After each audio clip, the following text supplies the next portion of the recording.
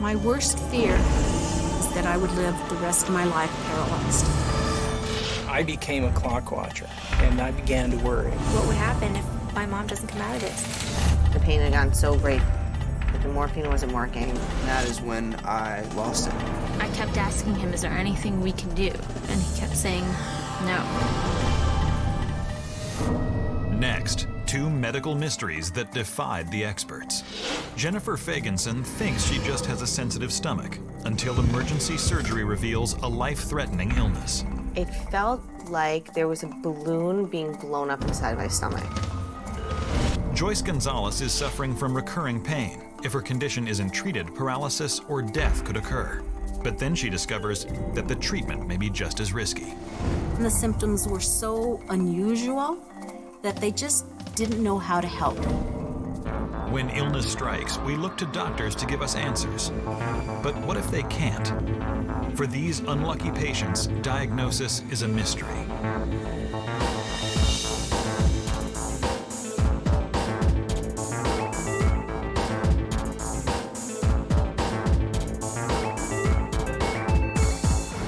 In New York City, Jennifer Fagenson is the star of her high school tennis team. I began playing tennis when I was very young, and as a teenager, I was very into sports and very athletic. At 16, Jennifer is in top physical condition. But on her first ski trip, her health takes an unexpected turn. My father planned a trip over Christmas to go to Aspen so I could learn how to ski. When we got to the hotel, some of the people that worked there had told us to take aspirin to help us prevent altitude sickness. It is Jennifer's first time skiing and her first time using aspirin. She takes 2 tablets and hits the slopes. My father had gotten a private instructor, so we went and we had a 3-hour lesson, and it was very tiring, but it was so much fun, and my father and I had a great time. And then we went to lunch. But at lunch, Jennifer's ski trip suddenly starts to fall apart. I was very nauseous and very faint feeling and tired. The only thing I remember was that she didn't go skiing that afternoon because she wasn't feeling well and she thought it was altitude sickness. I went back to the hotel at that point to lie down and try to feel better. I woke up in the middle of the night and my heart was beating really fast, and I ran into my parents' room and I screamed, "Mommy," and the next thing I knew, I woke up on the floor. My mother called the doctor, and the doctor said it sounded like altitude sickness because fainting is a symptom of altitude sickness. So they put me into her bed, and about an hour later, I fell back to sleep. I just didn't think that anything serious could be going on. I stayed in bed for the next 3 days, barely eating and drinking a lot of water, still taking the aspirin 3 times a day. But Jennifer doesn't get better. In fact, she gets worse. I remember being woken up in the middle of the night by this noise, only to find my sister throwing up over the side of the bed. So I ran in and got my parents. In the dead of night, Jennifer's family rushes her to the office of a local internist. I was uncontrollably shaking, I think because I was so cold, and I was pale, pale white. All I remember thinking was that I just wanted to feel better. Just asking God to just let me feel better. I remember the doctor throwing out the word leukemia. It was my mom's reaction that made me realize that leukemia was really serious, because she kind of panicked. And it just got us all really scared. The internist performs a series of tests, hoping to zero in on the cause of Jennifer's strange symptoms. They took blood, they took a stool sample, and that's when they decided that, or diagnosed that I was bleeding internally. They know Jennifer's bleeding, but they can't find the source of the hemorrhage. Jennifer is rushed to the nearest hospital. By the time she arrives, she has lost nearly 20% of her blood supply. We got to the hospital, and the doctor came in and said that I was going to need a blood transfusion. Before Jenny had the transfusion, she was completely white. Her face was white, her lips were white. She looked like a ghost. Jennifer receives 2 pints of blood, bringing her levels back to normal. Numerous tests show she does not have leukemia. I just knew that I was bleeding somewhere inside, and that was very scary to me.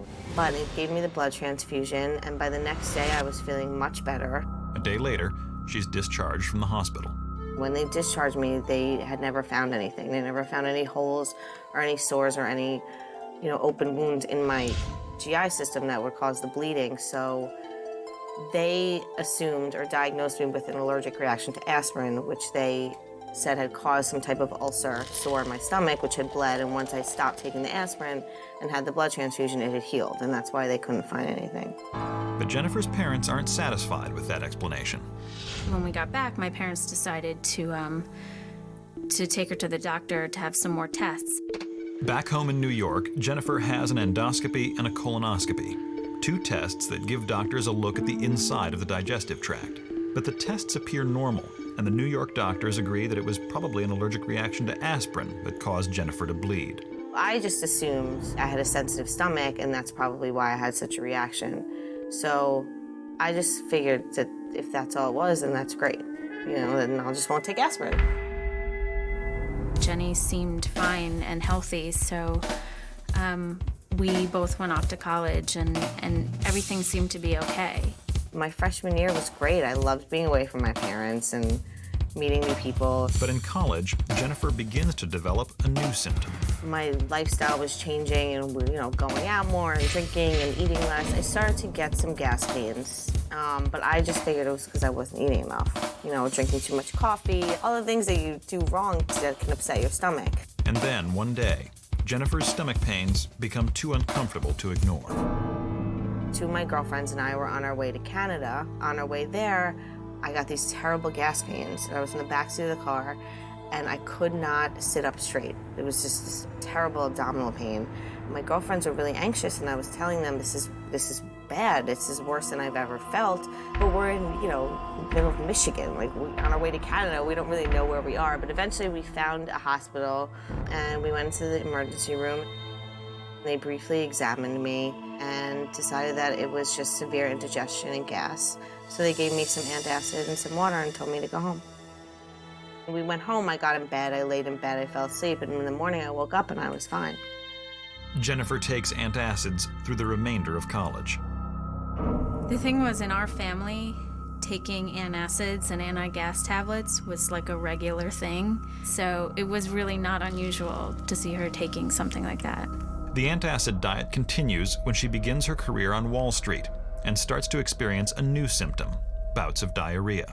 I started working on the New York Stock Exchange, and it's a very hectic work environment. You are only really allowed 2 breaks a day. So if there's something wrong and you need to go to the bathroom, of course they will let you go. But nobody's going to want to work with someone who's always running back and forth to the bathroom. So sometimes it was difficult, but not really in the beginning. Then, one morning, a familiar, unbearable feeling returns. One day I woke up with this terrible, terrible stomach pain. It felt like the worst gas pain possible. And I could not stand up straight. And I was scared, and I started to feel faint, like I had felt, an aspirin when I was first sick. And I was so afraid of getting sick in a cab that I went and got my car. I was going to drive up to the doctor, and I could not physically stand up erect without it hurting. I was extremely scared.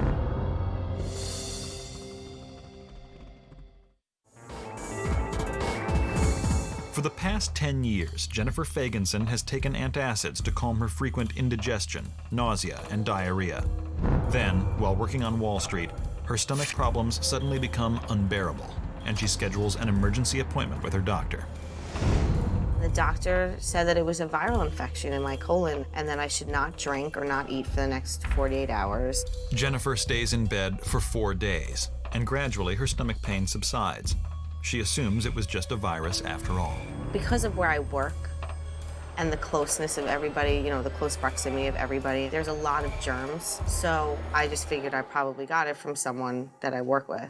Jennifer doesn't give much more thought to her stomach problems until she meets Josh Young, and they begin to date. She was very witty and smart, and had a really great sense of humor, so I was attracted to her. I felt this incredible feeling of safeness with him. I just wanted to be around him. I didn't tell him about my stomach in the beginning. But it's hard for Jennifer to hide her symptoms, and sometimes they come at awkward moments. The first time that I knew that Jenny had stomach problems, we were sitting at the kitchen table with my mother and my father, and it was the first time she was being introduced to my family. And she started to feel sick to her stomach and was almost green. So she left the table and was in the bathroom for a good 45 minutes to an hour. I just thought that it was really something that she ate. But after a year and a half of dating, they move in together, and it soon becomes impossible for Jennifer to hide her symptoms from Josh. I was never a big cook. I don't think I opened my pots and pans before he moved here. So we would order out a lot, you know, sushi, pizza, Chinese. She's like a sushi fanatic.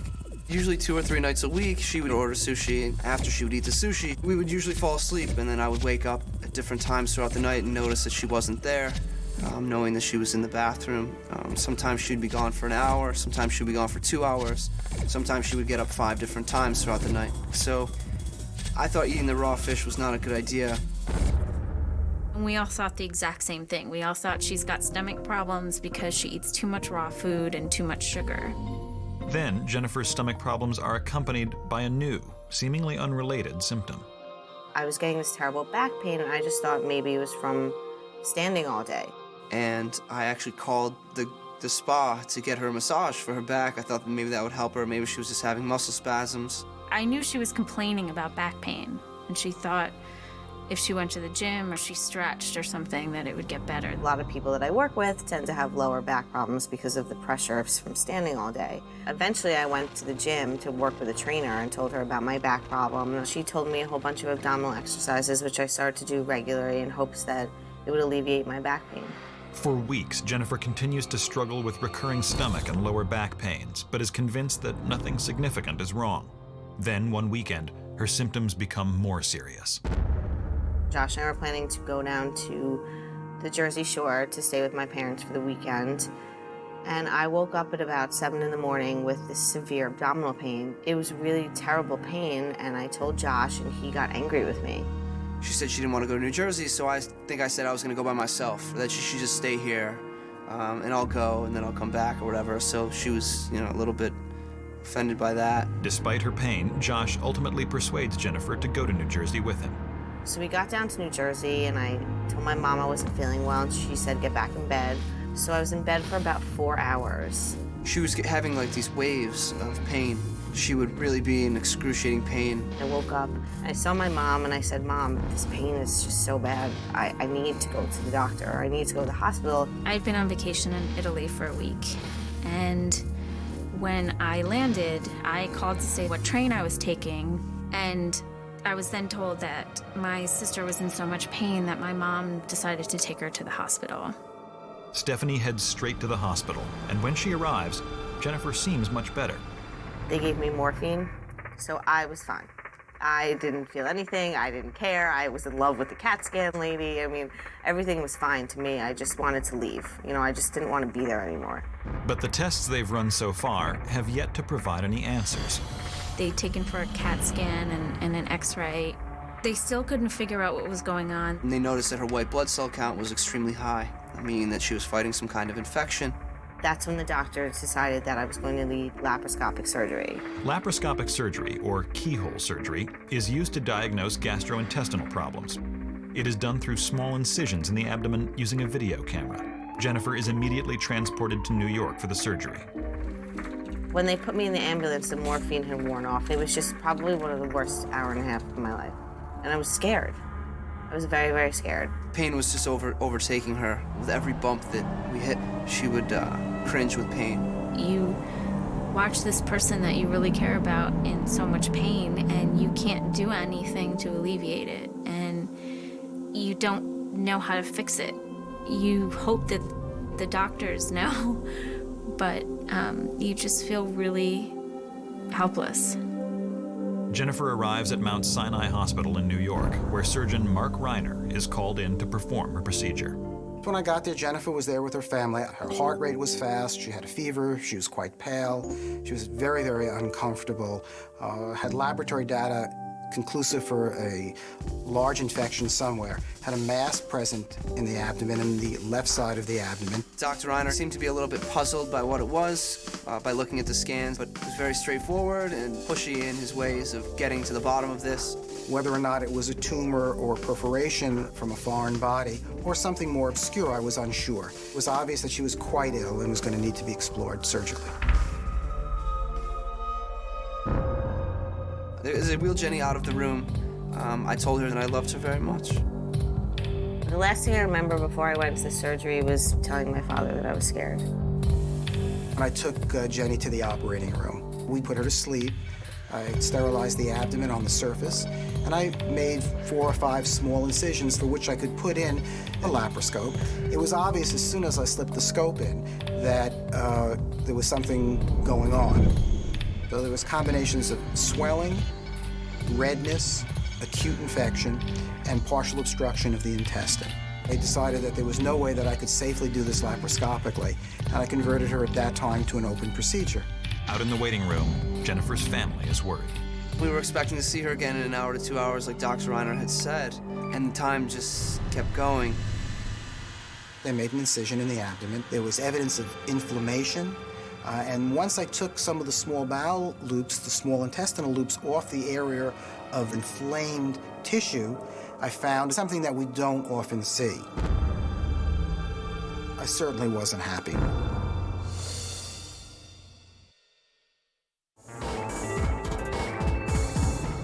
Jennifer Fagenson has been suffering from terrifying bouts of internal bleeding, pain, and nausea since she was 16 years old. 2 hours ago, surgeon Mark Reiner opened her up for exploratory surgery. Now, he thinks he knows what's been causing her symptoms for the last 13 years. I found a tumor. It was 2.5 to 3 inches in size, growing outside the bowel wall. I removed the tumor. At that time, though, we can't really tell whether it's an aggressive tumor, whether it has the tendency to grow very fast and spread or not. The tumor is sent to the lab for analysis, while Dr. Reiner cuts out the affected part of Jennifer's intestine. If you look at the intestine as a long garden hose, she lost a piece of this garden hose, and I needed to then reconnect the garden hose in some way so that when she ate, we'd establish normal flow of food through the intestine. It was always the potential possibility that where we put the two ends together, that they would not hold. And if that occurred, then there's a good chance that Jennifer would not live. After 6 hours, Dr. Reiner completes the surgery and sews her up.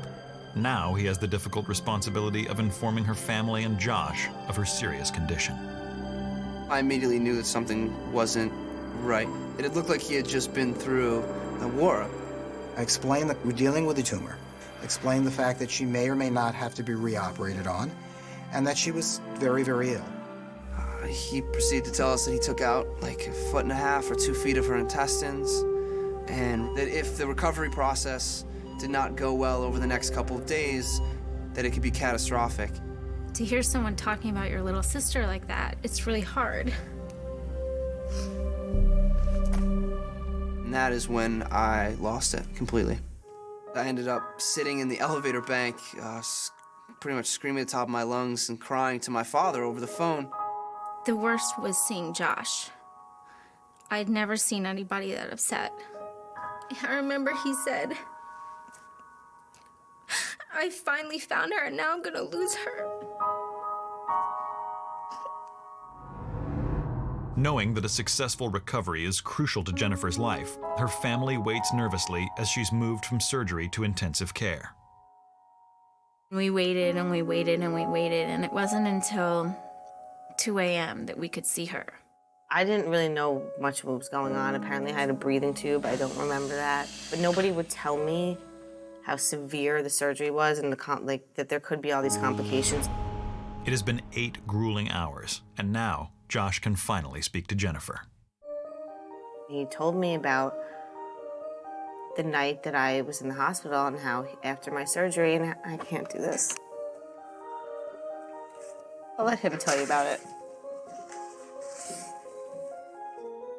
I told her that no matter what happens, that I'm always going to be there for her, and that I was there from her from the beginning, and I'll be there with her to the end, and that we would get through it together.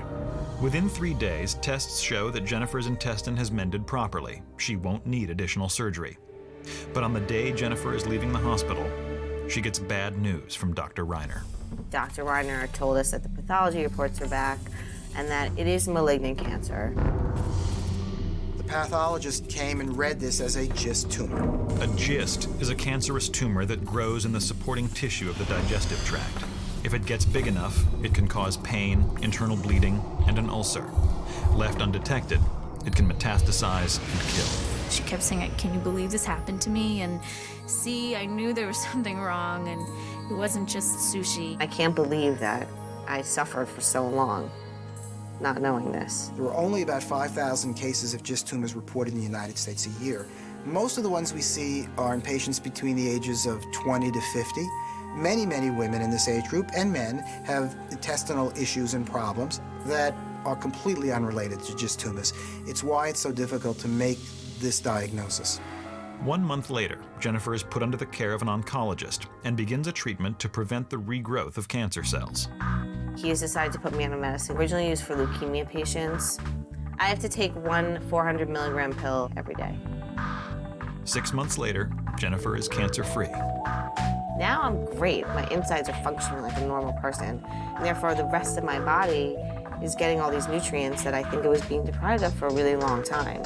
So my nails are stronger, my hair is shinier. She said that having scars kind of sucked, but that if that was the worst thing that came of this, then she'll take it. Now Jennifer is perfectly fine. She can eat anything that she'd like. She has no restriction on activity, food, work, or play.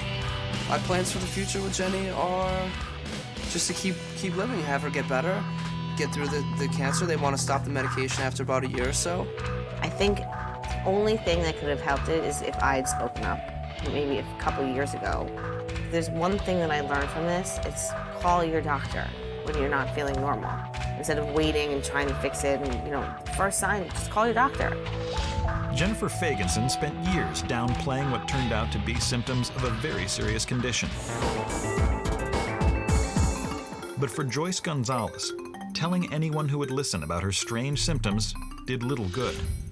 I lived in Santa Fe my whole life. A lot of generations of my family have lived there. And it was really, really important to us that our children be raised with family and the support that comes along with that. In the spring of 1980, Joyce Gonzalez and her husband Greg celebrate the birth of their first child, Antonio, in their hometown of Santa Fe.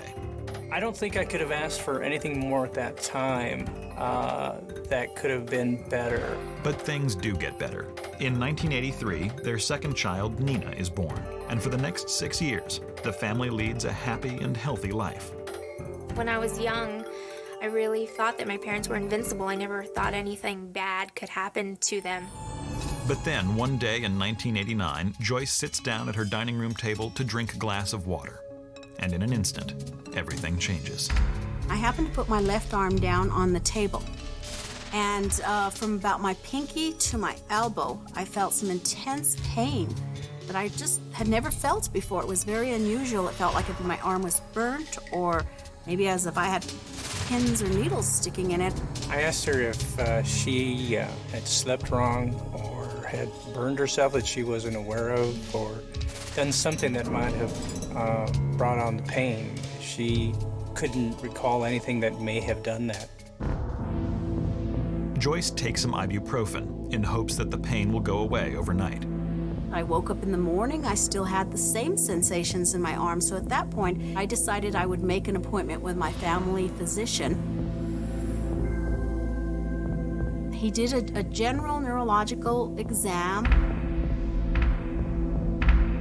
He told me, well, possibly it's carpal tunnel. Carpal tunnel syndrome is an inflammation of the tendons in the forearms and wrists, often caused by repetitive motion.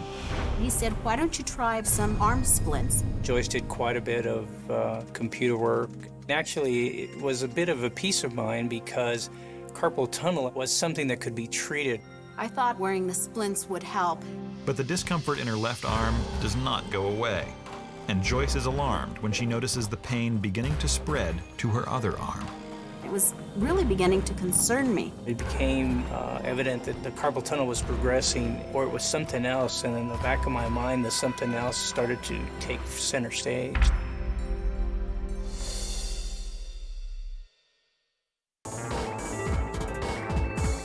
One month ago, Joyce Gonzalez was diagnosed with carpal tunnel syndrome in her left arm.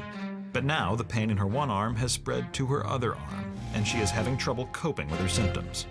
I so desperately needed relief that what I started doing is getting ace bandages and just wrapping it around my arm. Putting pressure on her arms would assist in the pain she was having, but I had to be very, very careful because too much tension would cut circulation to her hands and she'd get numb hands, and not enough wouldn't do the job either. Every day for the next 4 weeks, Joyce alternates between painstakingly wrapping her arms and wearing uncomfortable splints. I had small children. My son was in about 3rd grade. My daughter was in kindergarten. I think it was kind of difficult for them because they weren't sure why Mom was wrapping up her arms. But wrapping and wearing splints only provides mild temporary relief. It doesn't truly stop the pain. I was feeling so desperate because the pain was intensifying. I would see her hit her forearms. I kept saying, Mom, don't do that. Stop it, you know? We tried ice packs, sometimes heat, and that seemed to help every now and then. I feel like if I have ants biting my arms all the way up and down and I just can't make it stop. Joyce decides that it's time to consult a pain specialist, but she's disappointed with what she's told. The specialist believed that I probably had carpal tunnel. He recommended that I go to physical therapy. They made her do different kind of arm exercises, not only to strengthen her arms, but more importantly, pain control. Unfortunately, it did not help in any way with the pain. And I think she was very discouraged, and I was too. My dad was always really, really involved in our lives and helping out my mom, and basically anything she needed done, he would do it. But as Joyce's pain escalates, she becomes more reliant on Greg, and she's not happy about that. Joyce has always been very involved with kids, and even the smallest amount of detraction that this disease may have had on our raising the kids disturbed her. One day, I went into work and I was so frustrated. I had taken the kids to school this morning, but I felt I was very distracted because the pain was intense, and so I just broke down and cried at my desk. I think Joyce felt because she couldn't give 100% of the time to the kids that she may not have been the best parent around, and I disagree with her. She did the best she could under some very strenuous circumstances. At this point, both of my arms were hurting, and I was also having some weakness in my hands. This new symptom is the last straw for Joyce, and she begins searching for answers on the internet. I'm a researcher by nature, so I got on the computer and I would look up different illnesses that would affect your arms. And what I found was things like Lyme disease, rheumatoid arthritis, different things like that. So I decided at that point to maybe make another appointment. Joyce returns to her general physician for additional tests. Anything that he could think of that might be affecting my arms, he did testing for it. He still felt that maybe a type of arthritis might be going on. So at that point, he sent me to one of his colleagues who was an arthritis specialist. The specialist diagnoses her with a condition called chronic pain syndrome. Chronic pain syndrome is long-standing pain that is not relieved by treatment. It is often caused by an injury or overactivity in the nervous system. It's a common problem, affecting 10% of adults. When chronic pain syndrome was diagnosed, my first reaction was, what? I felt frustrated because I thought, well, I could have figured that much out, but I still don't know how to stop this pain. Joyce has now been suffering for 10 months, and the pain is only getting worse. As the weeks pass, there seems to be no end in sight. And I was not getting any relief. If anything, it was becoming more intense. No one was giving me any answers.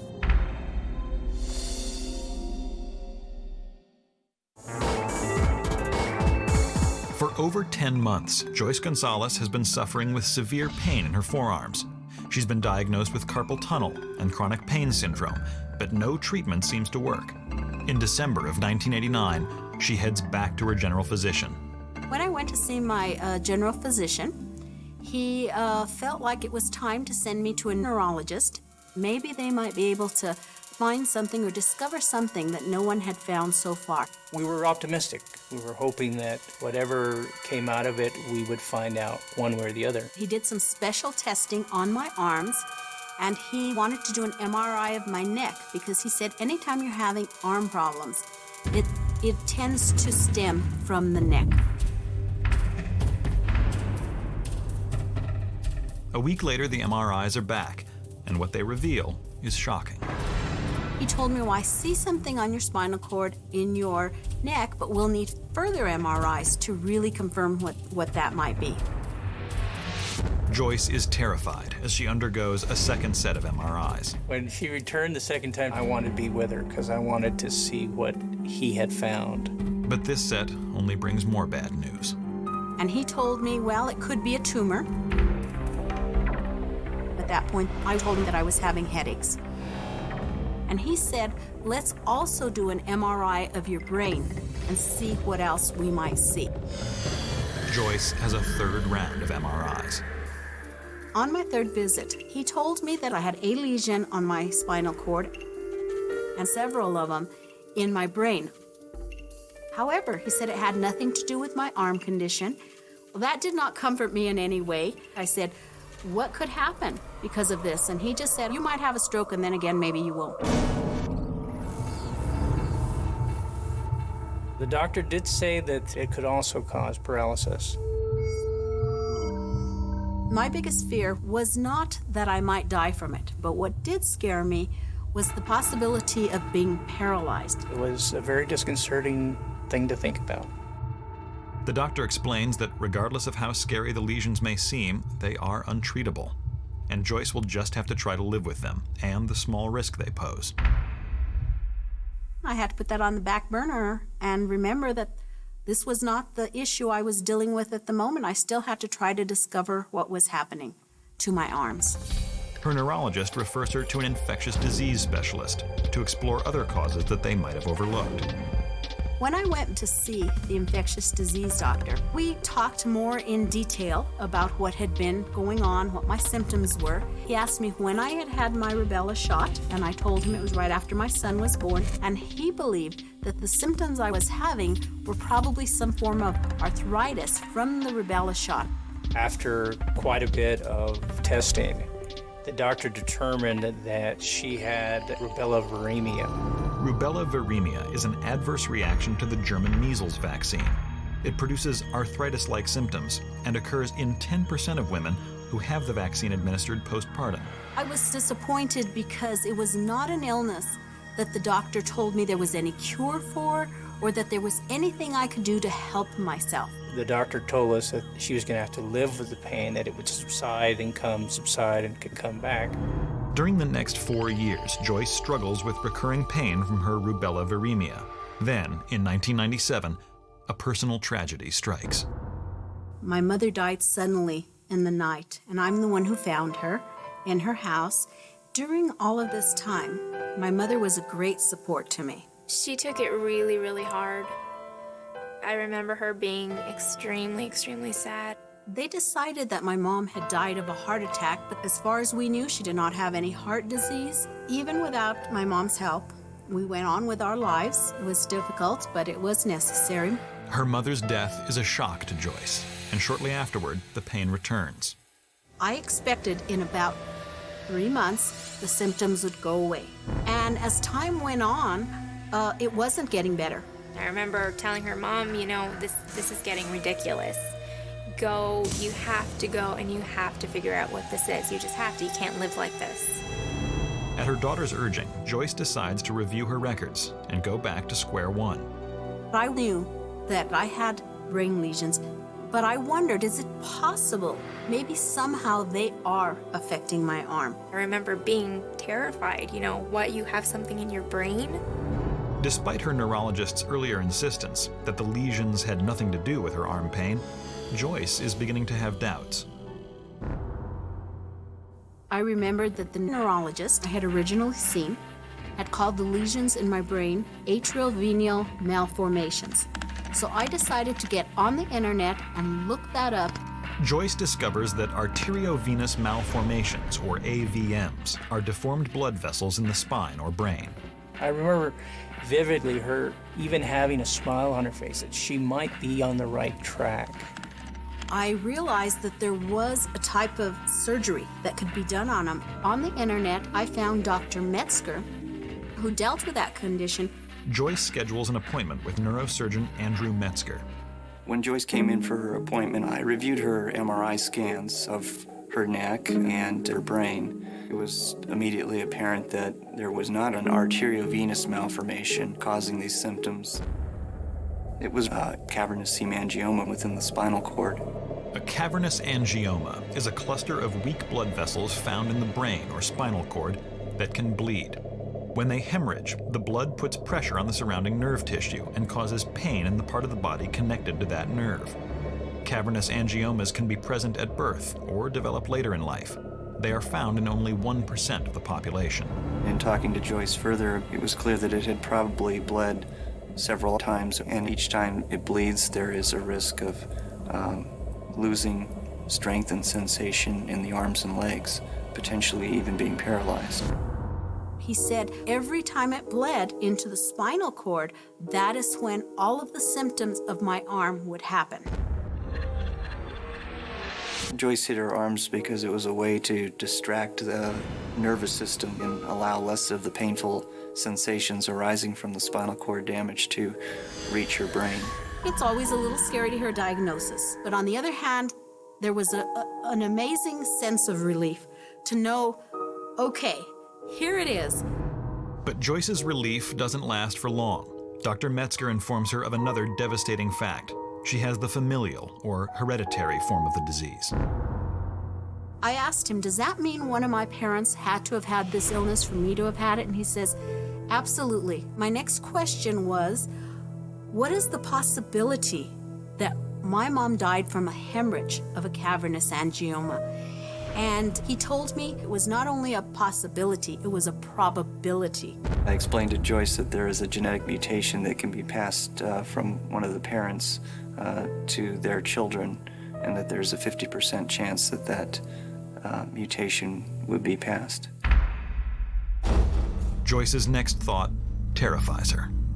I have 2 children. I thought that means that each of them has a 50% chance of getting it. Not only did she have this illness that could possibly either lead in paralysis or death, but we could have it too. I just remember it being way, way too much to take in at one time.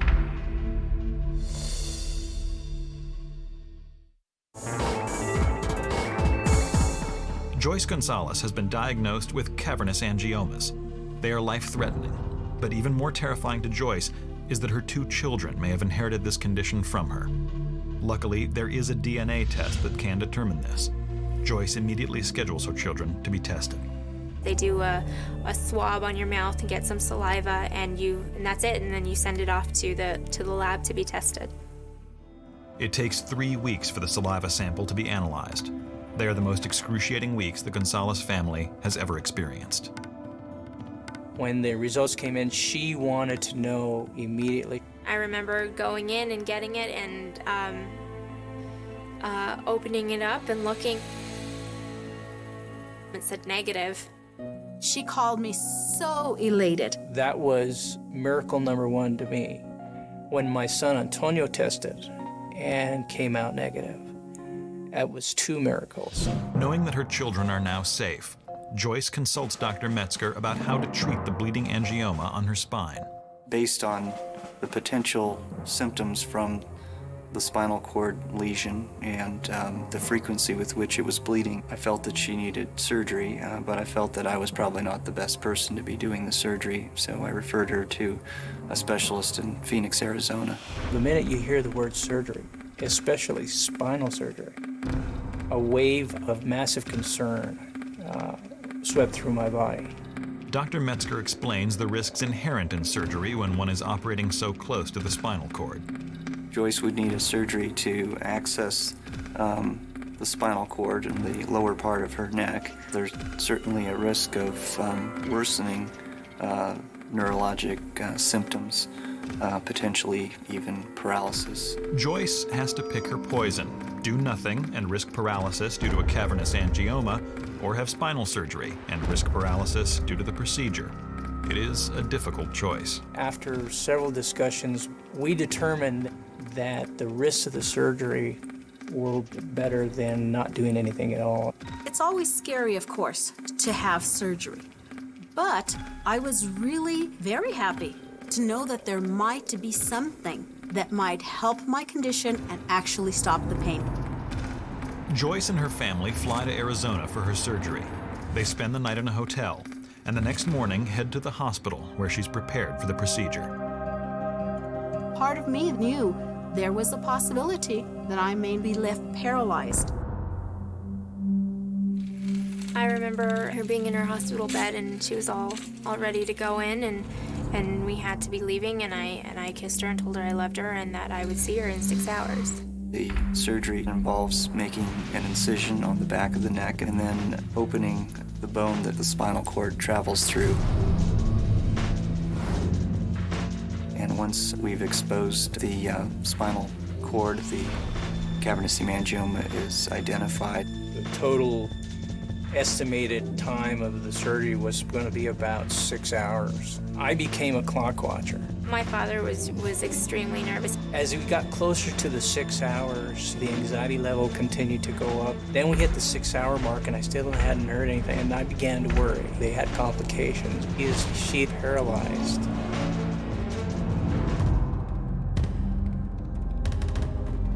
Finally, we got a call from the operating room that they'd finished surgery. I remember just being really relieved, and I looked over at my dad, and he was crying. And I guess just the entire tenseness of the moment just all came out at one time. And I let go with, a shower of tears. Joyce is wheeled from surgery to a recovery room, and her family can only wait to see if the procedure has caused paralysis. I remember them telling me, Mrs. Gonzalez, wake up. And when I was waking up, the first thought that came to my mind is, can I wiggle my toes? Can I wiggle my toes? And so immediately I tried as hard as I could to see if I could wiggle my toes. And it was just an amazing feeling.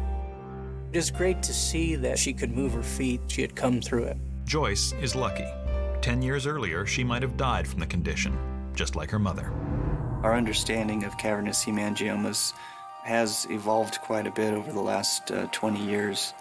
Many physicians, myself included, didn't learn about this in medical school. It's because of subspecialty training and what I see in my practice now that I know about it. We know that most people that have several have the hereditary form of the condition, and we see a fairly high frequency of that here in New Mexico. 2 days later, Joyce is released from the hospital and sent home. The outlook for Joyce is bright. The cavernous hemangioma that was causing most of her problems has been very successfully treated, and we're hopeful that it'll stay that way. For about 12 years now, I've been a genealogist. So I started working with the Angioma Alliance, which is a support group for people who have this illness. We have even been able to go back to the year 1560 and discover who the founding grandparent was in New Mexico who had this illness. She's been a good source of information for people. I know she has a lot of people that email her. To have the opportunity to keep on going and maybe make a difference in someone's life, that's what's really important to me.